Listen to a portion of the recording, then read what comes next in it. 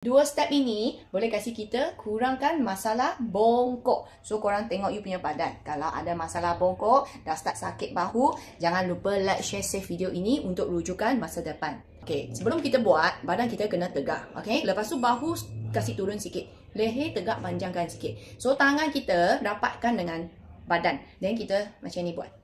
So, rasa dekat mana? Rasa dekat bahu. Sini. Nampak tak?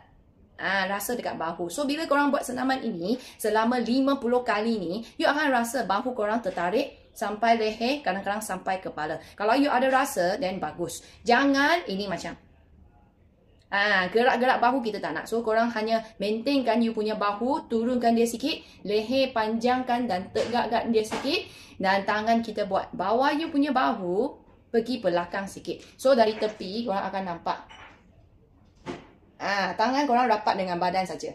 So, ini first step. Buat 50 kali. Duduk. Berdiri pun boleh. Okay, step number 2. Okay, untuk yang serius bongkok punya, tangan korang try letak dekat belakang. Jangan letak dekat depan sini lagi. Korang try buka tangan, letak tangan korang dekat belakang badan. So, sama juga posisi bahu kena sentiasa kasih turun. Leher tegak panjangkan. Then, you letak je tangan dekat belakang. Macam ni. Okay, tak boleh pegang. Korang letak je lah. Tangan letak je dekat belakang. Macam ni. So, pada masa yang sama, jangan lupa yang mampu kemut sekali. Tak pandai kemut, pergi cari profil saya. Cari yang I pin tu video, kemut perut dan belajar dekat sana. So, kita buat step ini juga. Okay, step ini nak buat berapa lama? Tak ada kisahlah, you boleh berapa lama dan you tahan saja. Kecuali you rasa sangat sakit. Kalau you buat macam ni, you rasa sangat sakit, then you berhenti sekejap. So, you sambung balik. Senaman ni terlalu simple. Jangan tengok dia simple. Bila you buat hari-hari, selepas 2 minggu, you dah akan rasa bahu punya bongkok dah semakin kurang. Lepas 2 minggu, kalau korang dah mampu tangan letak belakang ni, dah boleh tahan lama, then you start kena pegang tangan, then you tegakkan, then you angkat sikit. Macam ni. Angkat sikit. Dan maintain juga. Maintain juga. Tak payah angkat tinggi-tinggi dulu. Macam ni dulu. Maintain dulu. Jangan macam ni. Kalau mampu, kita turunkan bahu kita lagi. Jangan terangkat bahu. Jangan buat biar masa bahu masih bongkok. Kalau masih bongkok, korang jangan tahan. Macam ni dulu. Sampailah satu hari, you nampak sendiri depan cermin, bahu you dah semakin tegak, pegang, angkat.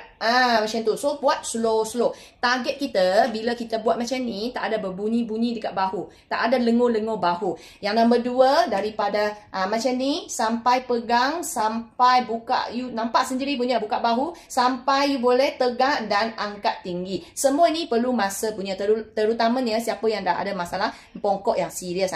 So, ini senaman. Kalau you boleh satu hari buat 2 kali, 3 kali, sila buat. Kalau korang suka jenis senaman yang macam ni, relax, senang, tapi berkesan dalam masa 14 hari, korang boleh dapatkan satu set video Water Mummy. Hanya perlu bayar RM9.99. Bukan you dapat satu bahu punya senaman, you akan dapat 15 step total dekat seluruh badan. So, korang yang ada perlu bunci, pinggang sakit, peha besar, kaki tak kuat, bunyi dekat lutut ataupun sakit dekat tapak tumit, semua senaman ada dalam set video ini. So, kalau yang berminat, boleh cari admin nombor ini, WhatsApp dia, bagi tahu dia you nak beri video. Sudah ramai kawan-kawan berjaya melalui senaman Water Mummy yang ringan ni, berjaya jadi ikan duyung, badan sihat, hilang bongkok, kurang sakit kaki dan awet muda. Cari admin nombor ini, dapatkan video sekarang.